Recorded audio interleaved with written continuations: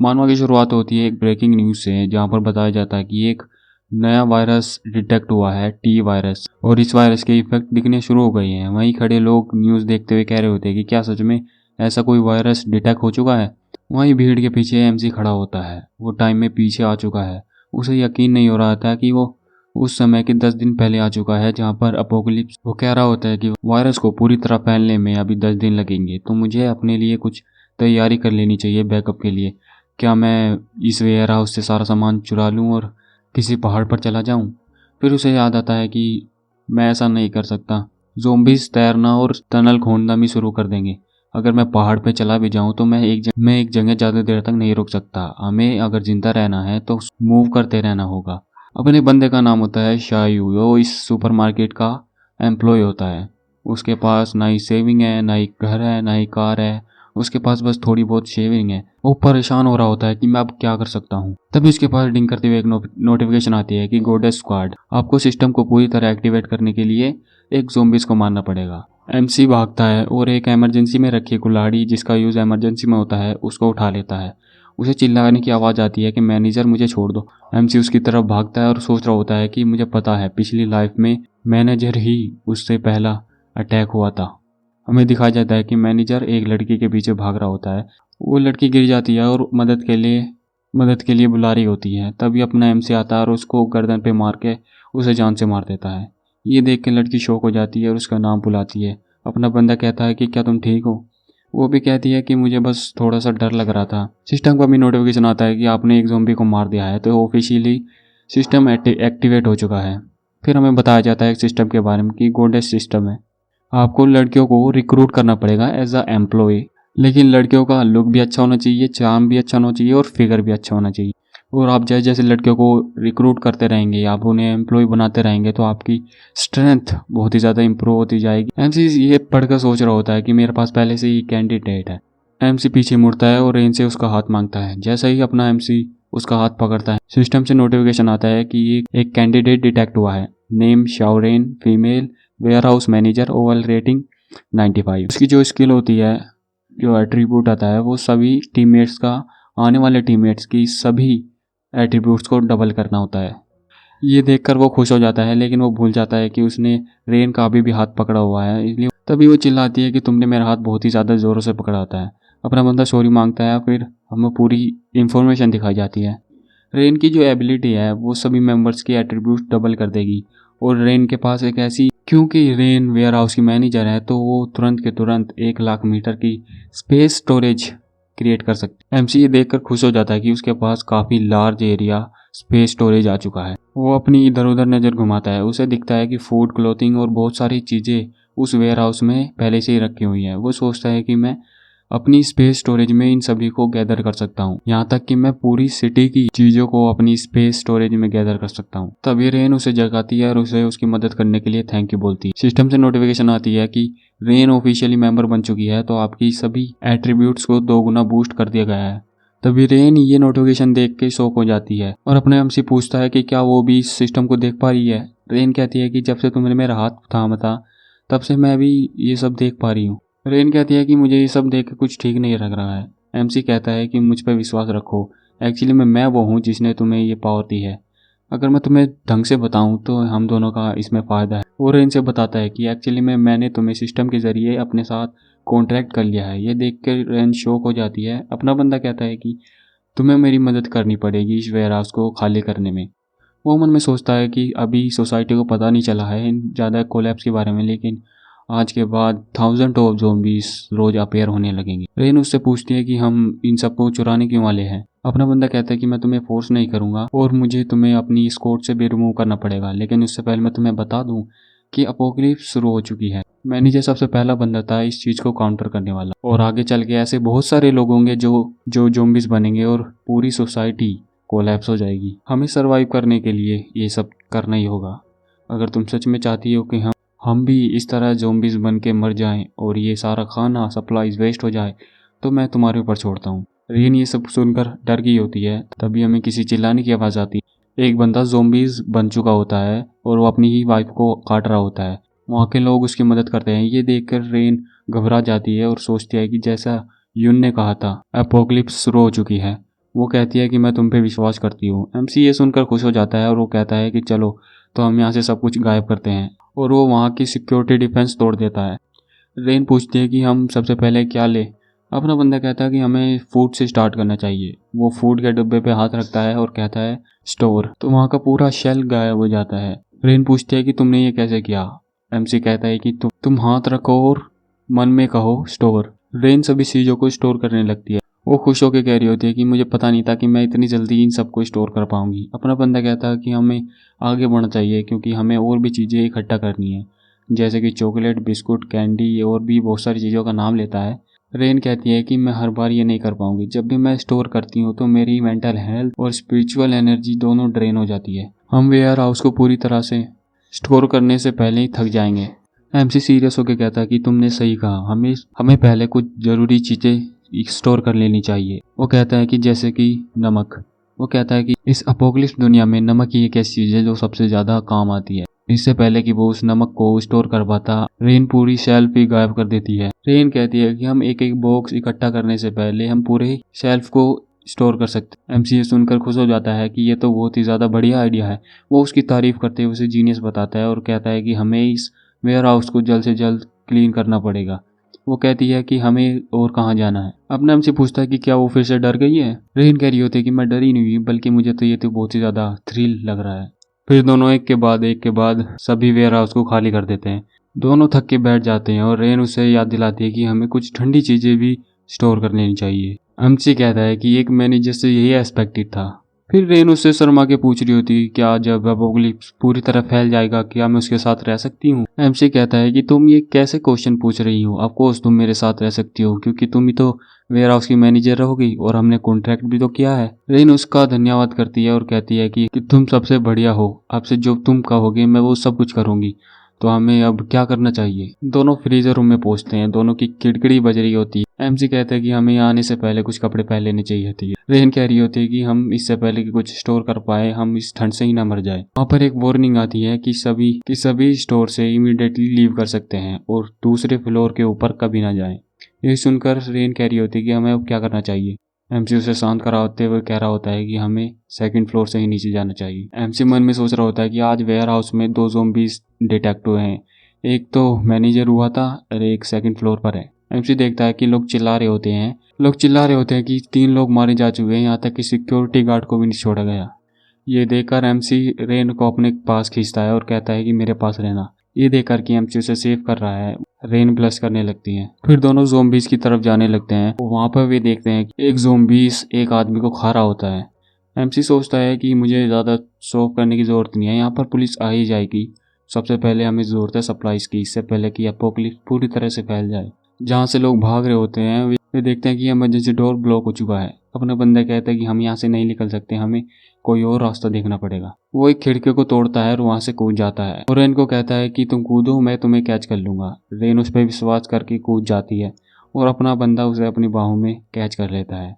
MC सोचता है कि सिस्टम की वजह से मुझे ये बहुत ही ज़्यादा हल्की लग रही है। वो उसे नीचे उतारता है और रेन उसका शुक्रिया अदा करती हैं। वहीं एमसी सोच रहा होता है कि ये तो बहुत ही ज़्यादा अच्छा फील था। तभी पुलिस पहुंचती है और उनसे सभी लोगों से कहती है कि इमीडिएटली वहाँ से बाहर निकल जाए। एमसी कहता है कि हमें टाइम वेस्ट नहीं करना चाहिए। फिर वो कहता है कि हमें यंगशुई सुपरमार्केट निकलना होगा।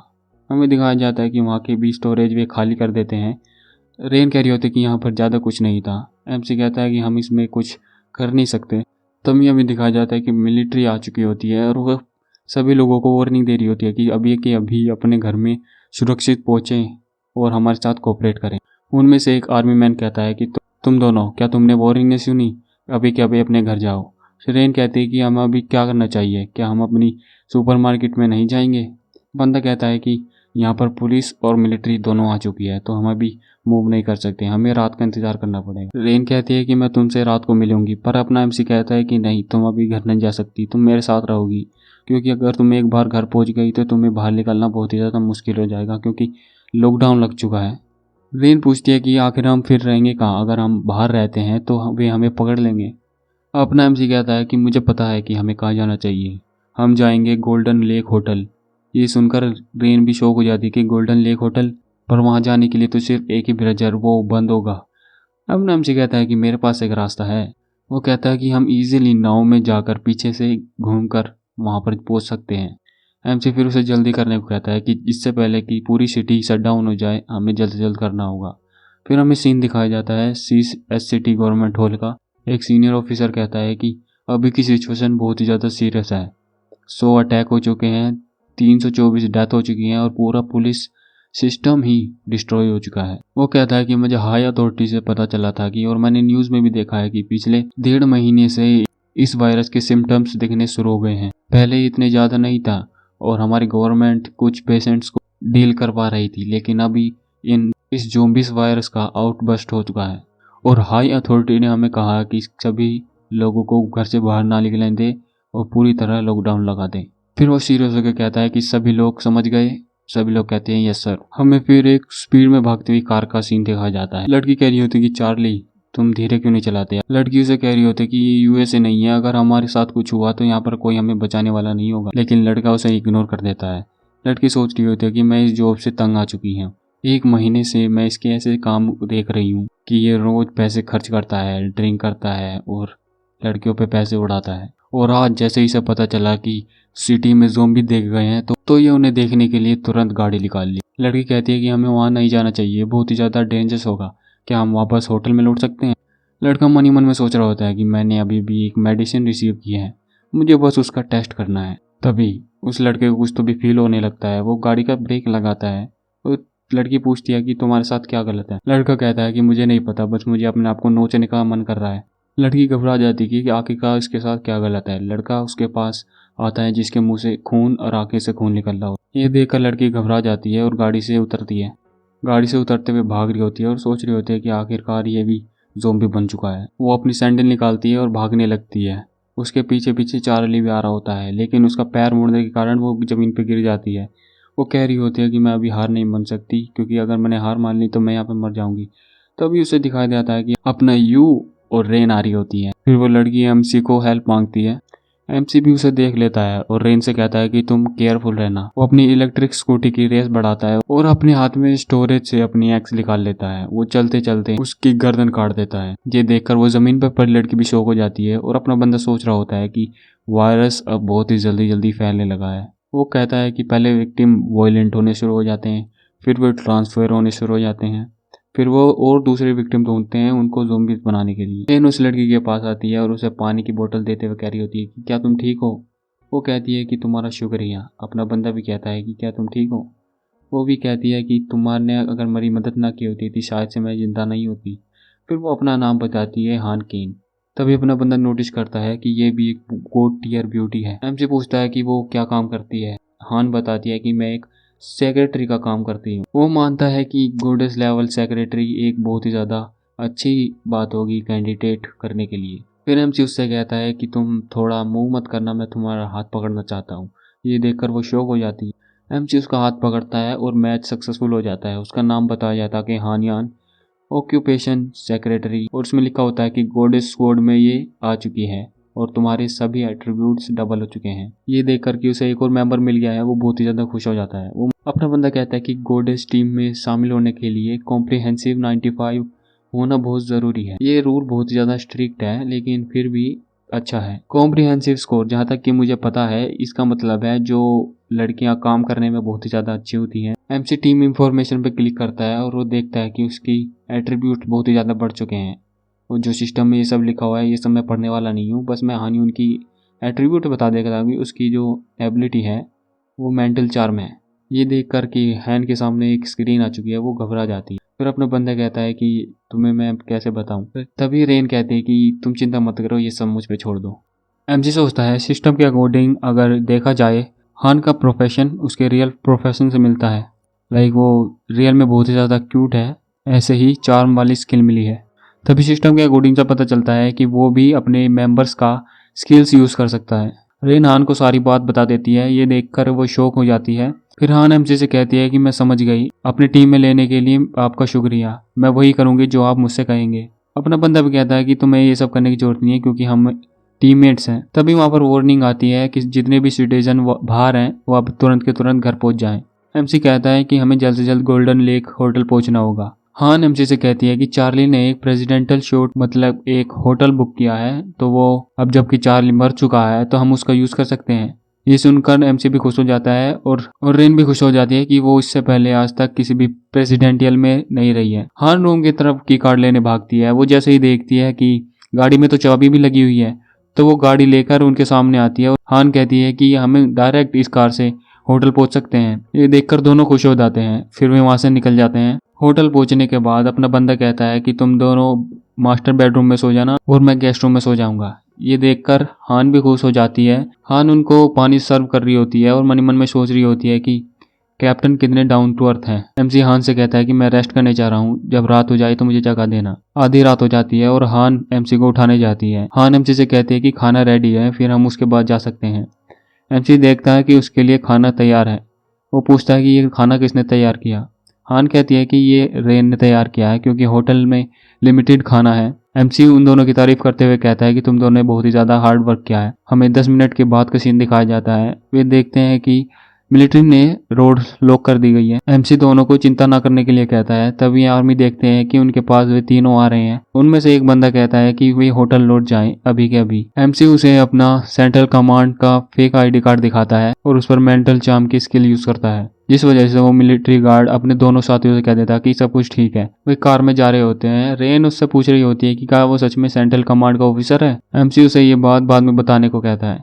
हान एमसी से कहते हैं कि हम शेल्टर हाउस पहुंचने ही वाले हैं। एमसी दोनों से कहता है कि आज रात हम मीट स्टोर करेंगे क्योंकि वे जल्दी से खराब नहीं होते क्योंकि हमारे पास फ्रीजर भी है। फिर वे एक मिलिट्री के ट्रिक से बाईपास करते हैं। एमसी उन्हें पास करते हुए सोच रहा होता है कि शायद से वे इमरजेंसी में है, इसलिए उन्होंने हमें नहीं रोका। फिर वे शेल्टर हाउस पहुंचते हैं। वहां पर उन तीनों को सिक्योरिटी गार्ड रोकता है कि वे वहां पर क्या कर रहे हैं। अपना बंदा शांत खड़ा होता है। सिक्योरिटी गार्ड उस पर चिल्ला रहा होता है वो यहाँ पर क्या कर रहा है, उसको इसके अंदर जाने का परमिट है। अपना बंदा उस पर मेंटल चार्म का इस्तेमाल करता है, जिससे वो अपने सिक्योरिटी गार्ड को सहलाने लगता है और फिर तुरंत अपना हेडबट मारता है, जिससे सामने वाला बेहोश हो जाता है। बाकी सिक्योरिटी गार्ड उस पर चिल्ला रहे होते हैं, लेकिन वो फिर से अपने दूसरे साथियों पर हमला करके सभी बेहोश हो जाते हैं। ये देख कर कि रेन भी शौक हो जाती है कि आखिर यहाँ पर हुआ क्या है। एमसी हान की तारीफ करता है कि उसने अच्छा काम किया। हान मुस्कुरा के कहती है कि थैंक यू कैप्टन। फिर वहाँ पर और दो सिक्योरिटी गार्ड आते हैं। वे उनसे पूछ रहे होते हैं कि उन्होंने क्या किया। फिर उसमें भी हान अपनी मेंटल चार्म का इस्तेमाल करती है। दोनों आपस में हिल के बेहोश हो जाते हैं। हान एमसी से कहते हैं कि ये सब काम उस पर छोड़ दे। वहीं रेन सोच रही होती है कि ये कितना बढ़िया है। फिर एमसी दोनों को अंदर चलने के लिए कमांड देता है। तीनों अंदर पहुंचते हैं और रेन किसी दरवाजे की तरफ इशारा करते हुए कह रही होती है कि कोल्ड स्टोरेज उधर होगी। रेन उस दरवाजे की तरफ भागती है, लेकिन अपना बंदा उसे पीछे से पकड़ता है और उससे कहता है कि हम जल्दी नहीं कर सकते, हमें पहले कोल्ड रूम में जाने से पहले कपड़े पहनने होंगे, जिससे हम वहां मर ना जाएं। एमसी हान को ऑर्डर देता है कि अगर हमारे आसपास कोई आए तो उसको अलर्ट कर देना। वे दोनों अंदर पहुंचते हैं और रेन ये देखकर खुश हो जाती है कि वहां पर बहुत सारा मीट है। एमसी उसका गाल पकड़कर उसे चुप कराता है कि आज हमें बहुत सारा खाना और भी लेना है, इतने में बस खत्म नहीं करना। फिर रेन उन सबको स्टोर करने लगती है और तरह तरह के ख्याल आने लगते हैं उसके मन में। बहुत सारा खाना स्टोर करने के बाद एमसी कहता है कि हमने बहुत सारा खाना स्टोर कर लिया है, तो हमें बाहर जाकर थोड़ी अपनी मेंटल एनर्जी रिकवर करनी चाहिए, फिर हम बाद में आके और भी खाना लेंगे। वे बाहर आते हैं। एमसी बाहर आकर हैन से पूछता है कि उसे कोई दिक्कत तो नहीं है। हान भी कंफर्म करती है कि नो, यहाँ पर अभी तक तो कोई दिक्कत नहीं है। एमसी हान की चिंता करते हुए सोच रहा होता है कि जब तक हान को कोई दूर से ना मारे तब तक इसकी स्किल के लिए कोई भी दिक्कत नहीं है। तभी उनके सामने एक ज़ोंबी आता है। एमसी हान को प्रोटेक्ट करते हुए कहता है कि उसके पीछे रहे। जैसे ही ज़ोंबी उस पर हमला करने वाला होता है, हान अपनी मेंटल चार्म की स्किल यूज करती है, जिससे ज़ोंबी वहीं पर रुक जाता है। एमसी देखता है कि ज़ोंबी कुछ तो करने की कोशिश कर रहा है। उसके सामने एक नाइफ पड़ा होता है। ज़ोंबी उसे उठाता है और अपने ही सिर में घोंप लेता है और अब जान से मर जाता है। एमसी ये देखकर डर जाता है कि हान अपनी मेंटल स्टेट का यूज़ कितने अच्छी तरीके से कर रही है। वो सोचता है कि अगर हान ने उस पर इस स्किल का इस्तेमाल किया तो उसका क्या होगा। वो सोचता है कि सिस्टम की वजह से वो मेरे कंट्रोल में है, लेकिन फिर भी उसकी फ्री विल उस पर हावी हो सकती है। फिर हान रेन को अपनी कुल्हाड़ी स्टोर करने के लिए देती है और रेन भी उसे स्टोर कर देती है। हान कहती है कि तुम्हारी स्पेस स्टोरेज की स्किल बहुत ही ज़्यादा बढ़िया है। एमसी हान को अपनी तरफ बुलाता है और उससे कहता है कि उसकी मेंटल चार्म की स्किल उस पर यूज़ करे। हान ये सुनकर चौंक जाती है और कहते हैं कि ये सही नहीं होगा। एमसी उसे चिंता करने के लिए मना करता है फिर हान एमसी पर अपनी मेंटल स्टेट की स्किल यूज करती है। जैसे ही हान अपने एमसी पर मेंटल स्टेट की स्किल यूज करती है वो किसी अलग ही जगह में पाता है। वो पाता है कि उसके पीछे हान खड़ी है। हान एमसी को कमांड देती है कि वो जंप करे, लेकिन अपना बंदा मूव नहीं करता। उससे एमसी को पता चल जाता है कि हान उसके कंट्रोल में है, ना कि एमसी हान के कंट्रोल में। एमसी फिर रेन से कहता है कि हमें दोबारा जाना होगा खाने को स्टोर करने के लिए। वे बाहर आ ही रहे होते हैं, तभी उनके सामने सिक्योरिटी गार्ड आ जाते हैं। सिक्योरिटी गार्ड पूछता है कि वो यहाँ पर क्या कर रहा है। एमसी अपनी जैकेट में हाथ डालते हुए कह रहा था कि मेरे पास परमिट है, लेकिन वो अपनी मेंटल चार्म को एक्टिवेट कर देता है, जिससे सिक्योरिटी गार्ड होश खो देता है। एमसी सिक्योरिटी गार्ड से दावा करता है कि हम उससे कुछ पूछें या उन्होंने अपने ही आप को एक दूसरे को मारकर वहां बेहोश कर लिया। एमसी उन्हें बताता है कि शेल्टर का खाना खाना चोरी हो चुका है। सिक्योरिटी गार्ड ये सुनकर शॉक हो जाता है। अपना एमसी कहता है कि मेरे पास क्लू है कि कौन है, लेकिन मैं आपको नहीं बता सकता क्योंकि ये गुप्त है, इसलिए मुझे जाने दे क्योंकि मुझे चोर का पीछा करना है। एमसी वहां से गाड़ी में निकल जाता है। सिक्योरिटी गार्ड रिपोर्ट करता है कि शेल्टर आउट में से सारा मीट गायब हो चुका है और वो अपने एमसी की गाड़ी का नंबर प्लेट भी बता देता है। हान एमसी से कहती है कि पुलिस वाले ने हमारी व्हीकल का नंबर प्लेट सभी चेक पॉइंट्स पे दे दिया है, अब हमें कोई नहीं रोक सकता। रेन भी ये सुनकर खुश हो जाती है कि हम फ्रीली लूट कर सकते हैं। फिर वे दूसरे मीट शेल्टर पर पहुंचती हैं और उसे भी कुछ ही समय में खाली कर देते हैं।